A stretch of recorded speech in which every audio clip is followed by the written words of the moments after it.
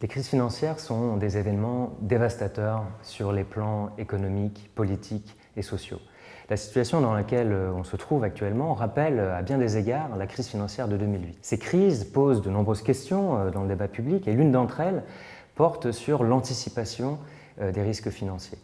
De nombreux travaux en sciences sociales sont parus récemment et se sont intéressés à ces savoirs d'anticipation, comment sont-ils produits et pourquoi ceux qu'on appelle les experts finalement se trompent assez régulièrement. J'ai moi-même travaillé sur des cas que l'on connaît bien, les agences de notation, le Fonds monétaire international, en essayant de comprendre pourquoi ces groupes d'experts n'ont pas su anticiper la crise financière de 2008. Alors le projet que je porte pour la Fondation des sciences sociales est sensiblement différent puisqu'il porte à l'inverse sur des individus qui, eux, ont anticipé, prophétisé la crise de 2008. Ces individus sont assez peu nombreux, j'en ai dénombré 18, ils sont assez mal connus, ce sont des individus, des personnalités qui investissent le débat public très tôt, de façon très précoce, à partir du début des années 2000, au travers d'ouvrages, d'articles ou de conférences, pour signaler les risques d'une crise financière imminente. Alors ces individus tout à fait importants, intéressants,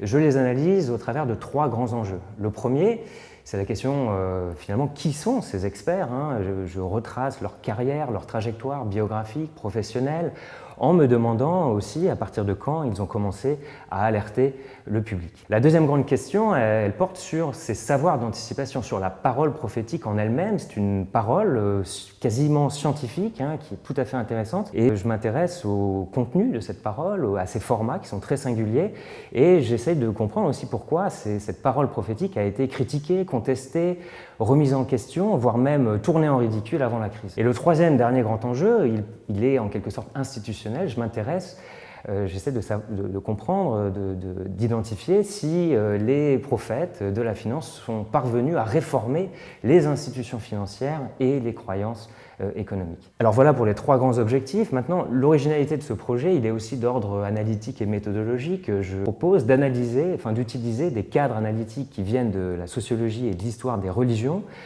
pour les appliquer aux cas financiers. Mon hypothèse, c'est que ces cadres analytiques permettent de mieux comprendre l'économie et permettent de mieux comprendre la grande diffusion des savoirs prophétiques aujourd'hui en économie. Et l'un des objectifs de cette recherche, ce sera aussi de mettre en perspective la grande vitalité des thématiques prophétiques qu'on voit aujourd'hui dans d'autres domaines, et je pense notamment au secteur environnemental.